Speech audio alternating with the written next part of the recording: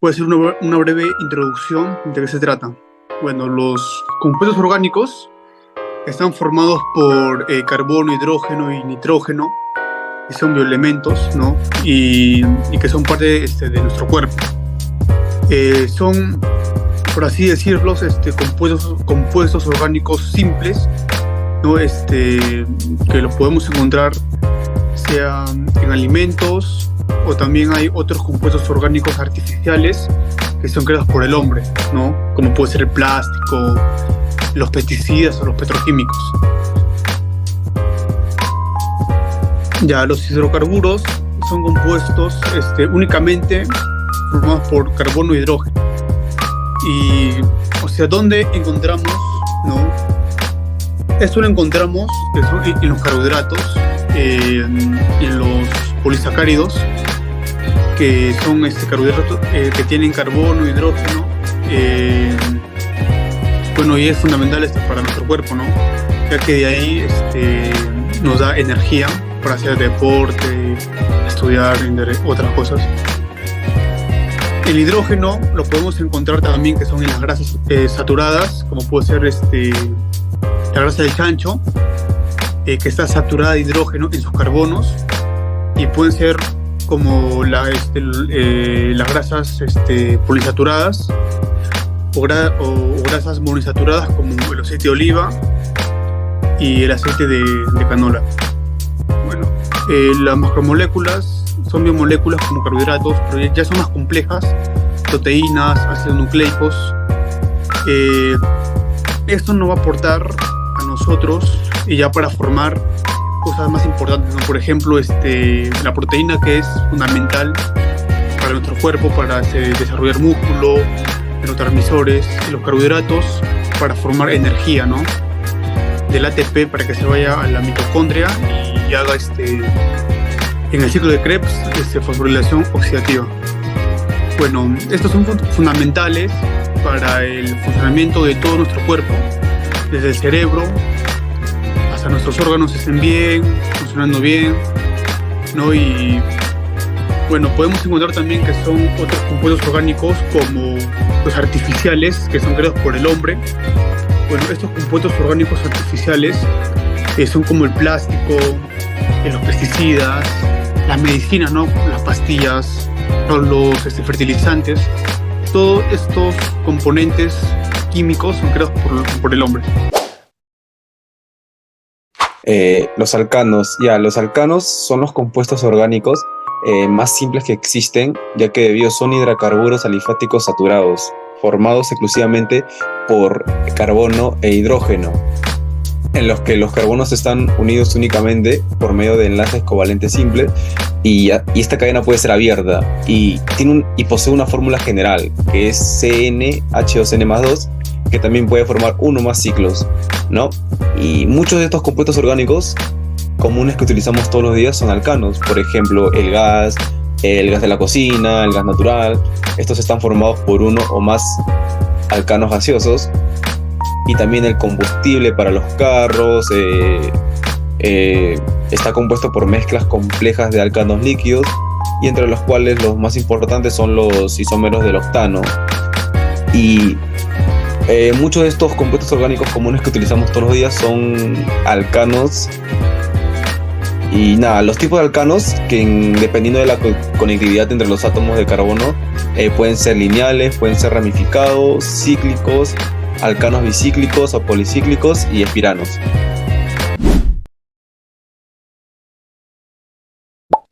Ahora hablaremos de los alcanos con sustituyentes. Cuando un alcano tiene 4 o más átomos de carbono, los átomos pueden ordenarse de modo que un grupo lateral denominado ramificación o sustituyente se una a una cadena de carbono. En el sistema IUPAC de nomenclatura, al nombrar a una cadena se tienen que tener en cuenta 3 partes, que son los prefijos, el principal y los sufijos.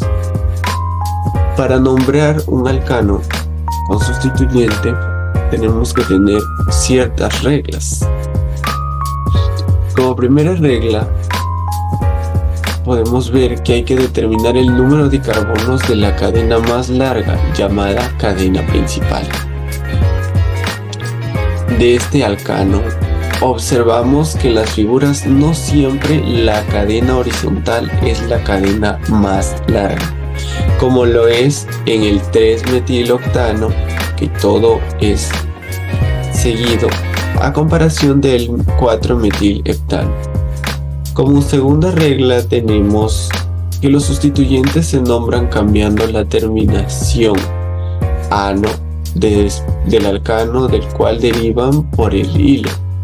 En el nombre del alcano, los sustituyentes preceden al nombre de la cadena principal y se acompañan de un localizador. Como tercera regla, tenemos varios sustituyentes, se ordenan alfabéticamente predecidos por localizadores. La numeración de la cadena principal se realiza para que los sustituyentes en conjunto tomen los menores localizadores. Ejemplo de ello tenemos al 4, el metiloctano, al 2,4 dimetilhexano también. Algo a tomar en cuenta es que si varios sustituyentes son iguales, se emplean prefijos como bi, tri, tetra, penta, hexa para indicar el número de veces que aparece cada sustituyente en la molécula. Una cuarta regla es que si al enumerar la cadena principal de ambos extremos nos encontramos la misma distancia con los primeros sustituyentes, nos fijamos en los demás sustituyentes y de esa forma enumeramos que tenga la menor distancia posible, con los menores localizadores. La quinta regla sería si al enumerar en ambas direcciones se obtienen los mismos localizadores, se asigna el localizador más bajo al sustituyente que va primero en orden alfabético, como es el caso de el 2-bromo-4-cloropentano. Una sexta regla sería si dos a más cadenas tienen igual longitud, se toma como principal la que tiene mayor número de sustituyentes. Y de ejemplo de ello tenemos el 3-etil-2-metilhexano. Y por último sería una séptima regla que si existen algunos sustituyentes con nombres comunes aceptados por la IUPAC, aunque se recomienda el uso de la nomenclatura sistemática. Y de ejemplo tenemos el isobutilo. Propiedades físicas de los alcanos. Los primeros 4 miembros de la serie, metano, etano, propano, butano, son gases a temperatura ambiente. Los alcanos con 5 a 17 átomos de carbono son líquidos, como el pentano y el hexano, y a partir de 18 son sólidos, como la parafina. En cuanto al punto de ebullición y fusión, los alcanos aumentan con el número de átomos de carbono debido a la mayor masa molecular y a las fuerzas intermoleculares más fuertes. Los alcanos son compuestos no polares y como tal son insolubles al agua, que es polar. Los alcanos son menos densos que el agua, lo que les permite flotar sobre ella. Estas son características físicas. Ahora, propiedades químicas. Los alcanos relativamente inertes en comparación con otros hidrocarburos debido a la estabilidad de los enlaces. No reaccionan a ácidos, bases o agentes oxidantes. Una de las reacciones más importantes de los alcanos es la combustión.